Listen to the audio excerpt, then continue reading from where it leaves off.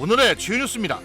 정부의 내년 지방교부세 감축에 따라 전북도와 시군들이 내년 예산 편성에 비상이 걸렸습니다. 일산시와 군산시는 연간 예산의 30% 이상을 차지하고 있는 교부세가 최대 700억 원까지 줄 것으로 보고 있습니다. 이에 따라 내년 예산액 자체가 줄어 사업 축소 우려가 커지고 있습니다.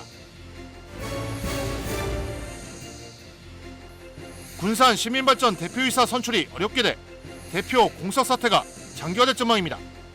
군산시의회 인사청문회에서 부적합 판정을 받은 최행석 후보가 사퇴해 대표 선출이 원점으로 되돌아갔습니다.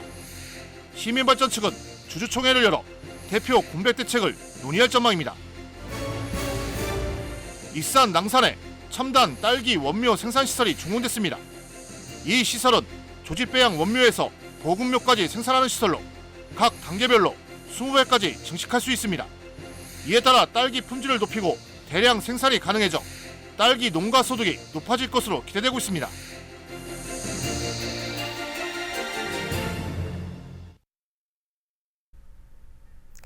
여러분 안녕하십니까? 9월 14일 목요일 종합뉴스입니다.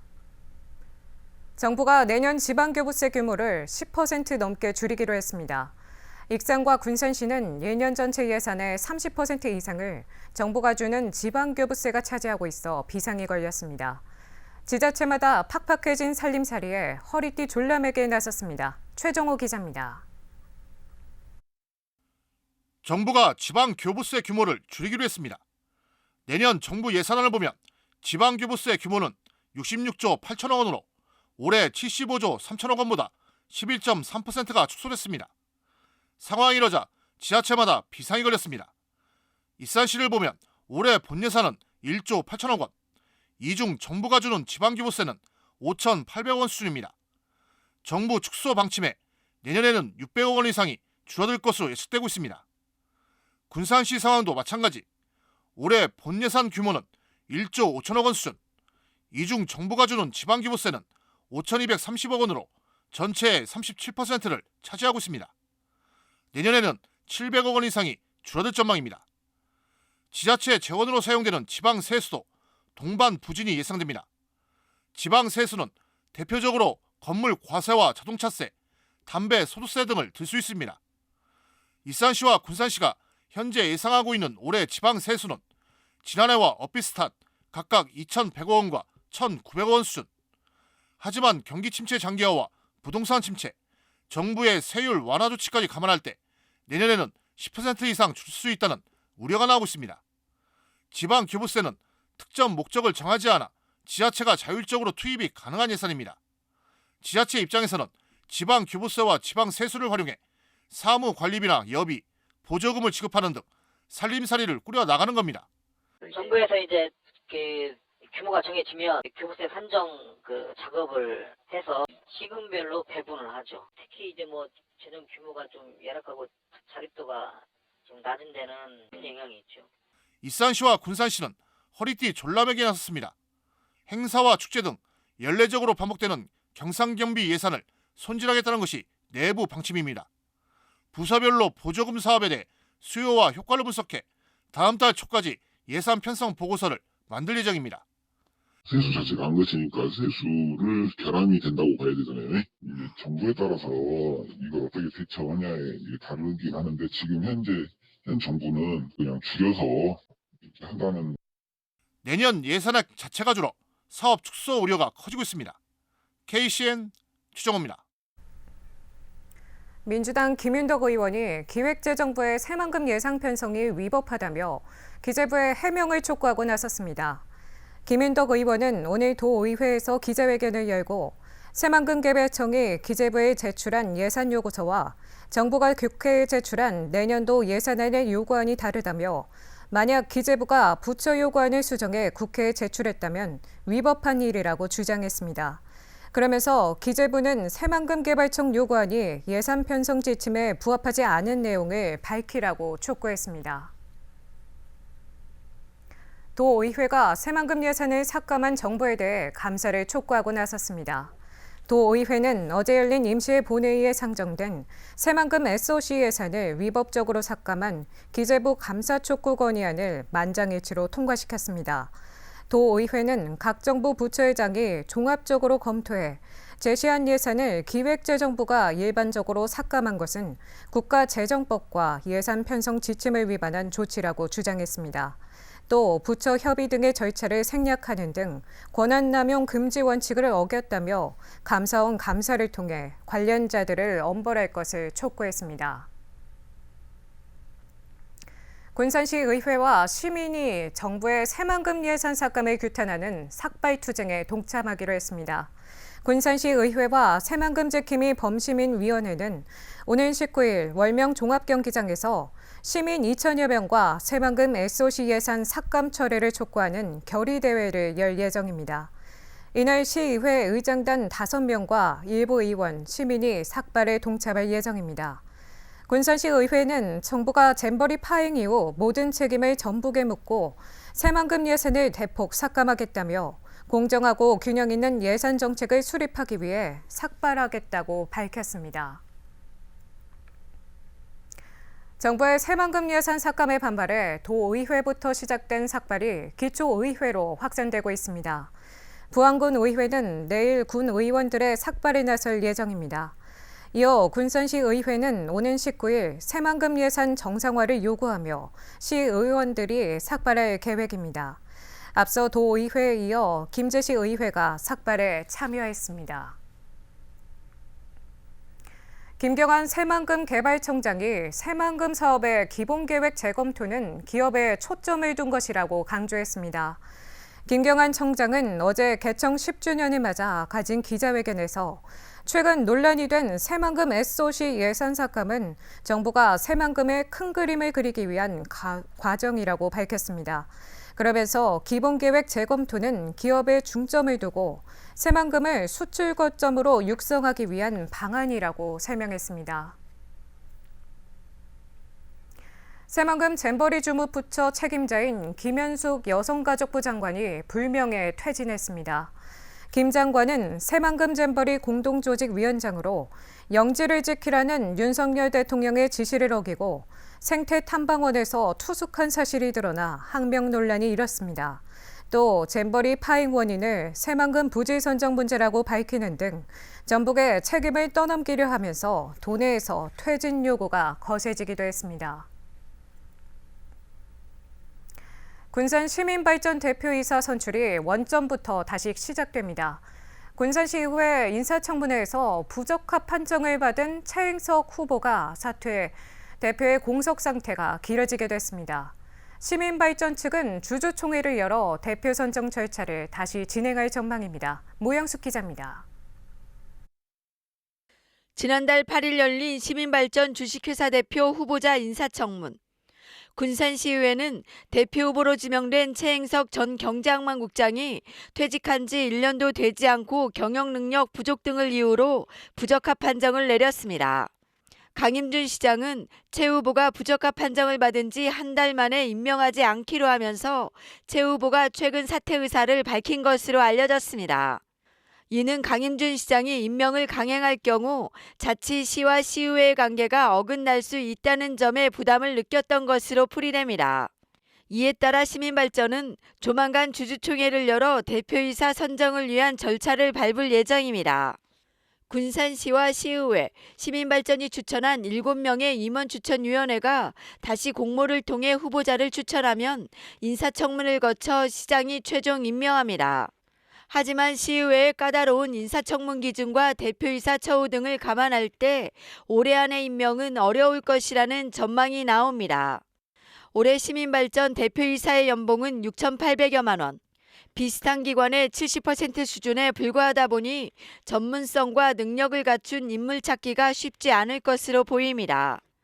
실제 앞선 공모에 참여했던 한 명은 처우가 맞지 않다며 철회하기도 했고 시민발전이 검찰 수사를 받고 있다는 점도 걸림돌로 작용하고 있는 상황. 시민발전의 최대 주주인 군산시는 이런 문제로 재공고와 직무대행 등의 방안을 검토하고 있습니다. 또 다른 공모 절차에 들어갈 수도 있고 아니면은 당분간은 직무대행으로 좀 해볼 수도 있고 공무원 파견이나 겸임 이런 공부를 해볼 수도 있고. 대표 공석 사태가 장기화되고 있는 시민발전. 회사 경영에 제동이 걸리면서 정상화까지는 갈 길이 멀어 보입니다. KCN 모영숙입니다. 외국 기업이 새만금에 1조 2천억 원을 투자하기로 했습니다. 새만금 개발청은 외국의 한 기업이 새만금 2차 전지 특화단지에 1조 2천억 원을 들여 생산시설을 짓기로 했다고 밝혔습니다. 새만금청은 외국 기업과 오는 10월 초에 투자 협약을 맺을 예정이며 현재 입주심사위원회를 통과한 것으로 알려졌습니다. 새만금청은 국내외 대기업 2곳도 새만금 투자를 타진하고 있는 가운데 올해 말까지 2차 전지 기업 투자는 10조 원 달성이 무난할 것으로 전망하고 있습니다.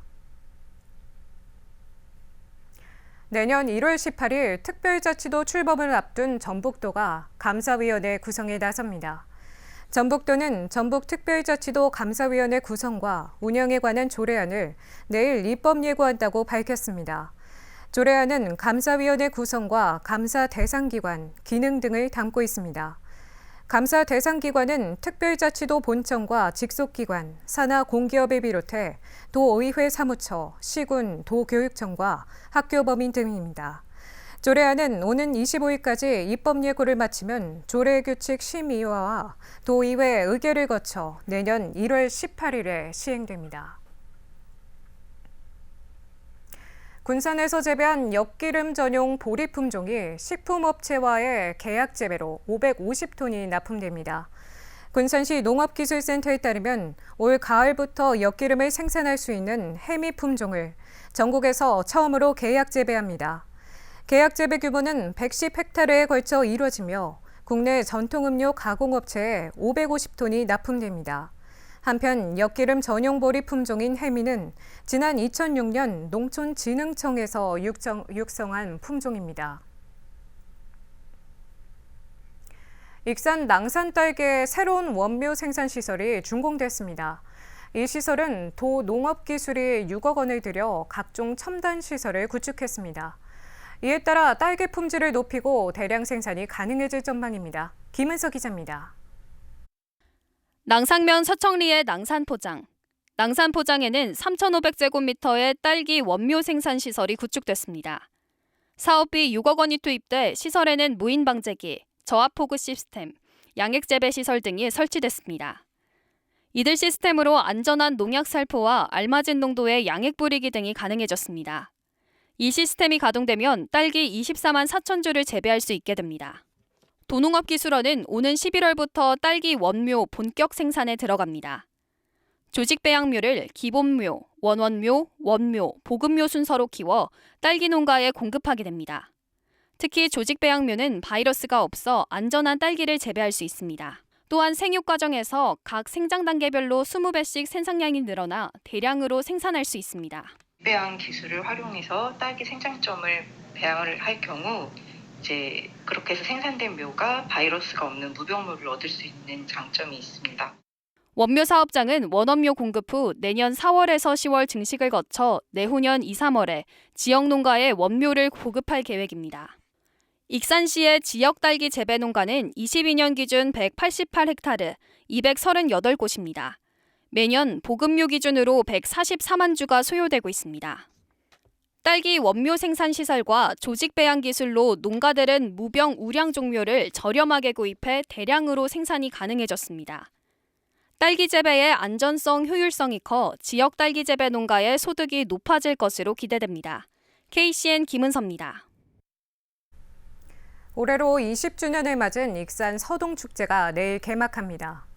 이번 축제는 오는 17일까지 4일간 진행되며 오금산 금캐기와 열기구 체험, 금마저 수지를 무대로 한 수상 실경 공연 등 이색 체험 공연이 다채롭게 펼쳐집니다. 특히 익산 서동공원에서 열리는 개막 행사는 자매도시인 경주박물관의 공연과 서동축제 20주년을 기념하는 어린이 합창단 퍼포먼스와 서동 K페스티벌, 불꽃놀이 등이 진행됩니다. 익산 미디어아트 페스타가 다양한 볼거리를 제공합니다.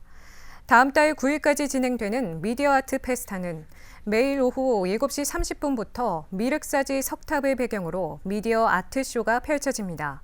또 오는 23일부터 매주 토요일마다 드론 나이트 쇼가 밤하늘을 장식하게 됩니다. 특히 전주 한옥마을과 고스락, 아가페 정원, 중앙시장 상상놀이터 등을 연결하는 시티 투어가 연계됩니다. 한편 지난해 4일간 열린 행사에는 3만 5천여 명이 방문했습니다. 새만금 관광산업 활성화를 위한 대책이 시급하다는 지적이 나왔습니다. 문승우 도의원은 어제 열린 본회의 5분 발언에서 새만금 관광 활성화를 위해 추진한 사업들이 터덕거리고 있다고 밝혔습니다. 그러면서 새만금 상설 공연이 폐지되고 게이트웨이 관광단지 조성도 구체적인 성과가 없다고 지적했습니다. 또 현재 추진되는 사업은 일회성 문화체육 행사와 관행적 수준의 팸투어가 전부라며 올해 방치된 새만금 관광 활성화 대책을 마련할 것을 촉구했습니다. 익산과 군산 등 도내 4곳에서 교육감배 학교 스포츠클럽 대회가 열립니다. 도교육청에 따르면 이번 대회는 오는 16일부터 24일까지 진행됩니다. 도내 14개 시군을 대표하는 학교 스포츠클럽 379개 팀에서 4,759명이 참가해 축구와 농구 등 18개 종목에 걸쳐 경쟁을 벌이게 됩니다. 종목별 1위 팀은 전국 학교 스포츠 클럽 축전에 전북 대표로 출전하게 됩니다. 철도노조가 오늘 오전 9시부터 파업에 들어가면서 열차 운행에 차질을 빚고 있습니다. 철도노조는 필수 인력을 제외하고 오는 17일 오전 9시까지 나흘간에 걸쳐 총파업을 진행합니다. 노조 측은 임금 인상과 수소행 KTX 도입, 2교대 전면 시행 등을 요구하고 있습니다. 이번 파업으로 도내 KTX 운행은 기존 94차례에 이어 60차례로 줄어 운행률이 60%가 떨어지게 돼 이용객들이 불편을 겪게 됐습니다. 계속해서 전북권 뉴스입니다. 민주당 김윤덕 의원이 새만금 잼버리 책임자로 자신을 지목한 정운천 국민의힘 의원을 비판했습니다. 김 의원은 14일 도의회 기자실을 찾아 정 의원에 대해 고장난 쌈발통이라고 꼬집었습니다. 이어 정 의원은 잼버리 파행 책임론에 몰려 전라북도가 죽게 생긴 상황에서는 정부 여당에 아무 말도 못하고 있다가 이제 와서 생색을 내는 등 전북 민심을 비껴가고 있다고 비판했습니다. 특히 정 의원이 잼버리 조직위원장을 맡으려 했다는 발언은 전형적인 거짓말 정치로 사실이 아닐 경우 국회의원직을 그만두겠다고 말했습니다. 한편 정 의원은 지난 8일 기자간담회에서 김 의원이 석고대죄해야만 전북이 책임에서 벗어날 수 있다고 말했습니다. 전라북도가 내년 재해 예방 사업에 1,688억 원을 투입합니다. 도내 절개지 등 145곳을 대상으로 재해 예방 사업이 진행되며 이와 관련해 국비는 844억 원을 확보했습니다. 재해 예방 사업은 침수 피해가 되풀이되는 지역의 환경을 개선하고 저수지 노후화 등 붕괴 위험이 큰 시설을 정비하는 겁니다. 도교육청이 교육 활동 보호를 위해 교원 안심 서비스를 확대 운영하기로 했습니다. 도교육청은 교원 안심 서비스 사업을 신청한 도내 451개 학교를 대상으로 한 곳당 150만 원 안팎의 시설 구축 예산을 지원합니다. 교원 안심 서비스는 교원 휴대전화번호를 학생과 보호자에게 공개하지 않고 통화와 문자, 송수신 등의 연락이 가능하도록 하는 또 학교 전화기에 녹음 기능을 설치하게 됩니다. 한편 도내에서는 27개 학교에서 시범 운영됐습니다. 지금까지 전북권 뉴스 추정호입니다. 공공 배달앱인 군산 배달의 명수에 할인 쿠폰 이벤트가 진행됩니다. 군산시에 따르면 오는 18일부터 22일까지 QR코드 활용 이벤트가 진행되며 선착순으로 500명에게 만원 할인 쿠폰을 지급합니다.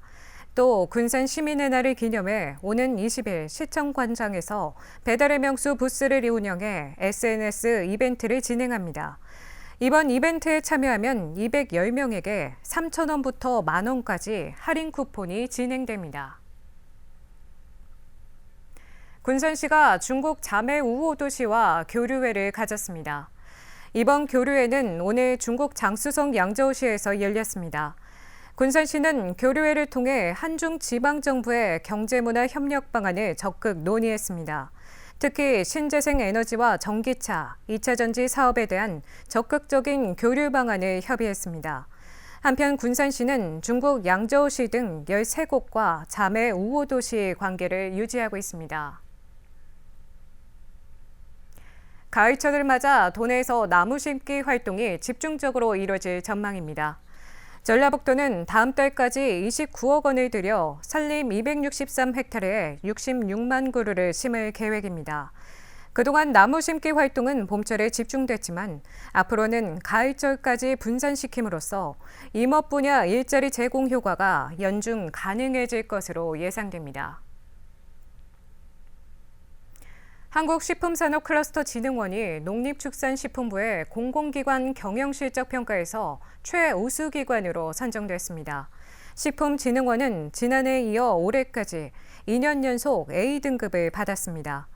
농림축산식품부는 국내 식품산업 경쟁력 향상과 푸드테크 기반의 식품산업의 변화를 이끄는 데 식품진흥원이 중추적인 역할을 담당하고 있다고 평가했습니다. 다음은 우리 동네 소식입니다.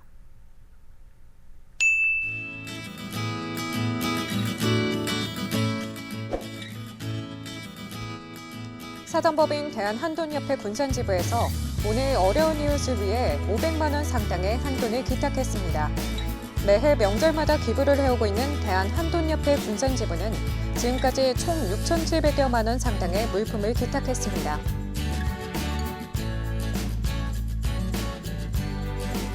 군산시 흥남동 지역사회보장협의체가 지난 12일 관내 저소득 취약계층 40가구에 사랑의 식료품 꾸러미를 전달했습니다. 이 사업은 지역 내 착한 가게에 가입한 50개 사업장에서 적립된 기부금으로 진행됩니다.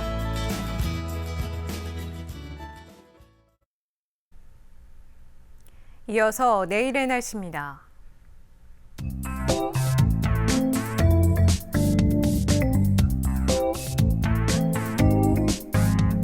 내일 전북은 흐리고 비가 오겠습니다.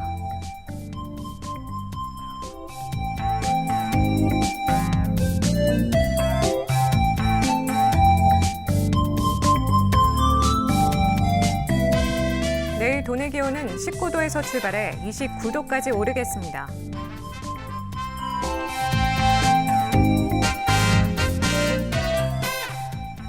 내일 군산은 흐리고 비가 오겠으며 26도까지 오르겠습니다.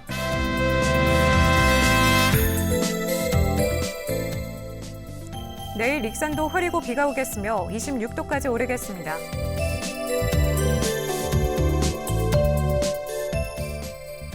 바다의 물결은 서해 남부 모든 해상에서 잔잔하겠습니다. 날씨였습니다.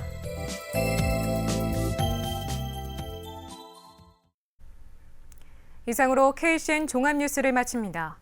정확한 보도로 늘 함께하겠습니다. 시청해주신 여러분 고맙습니다.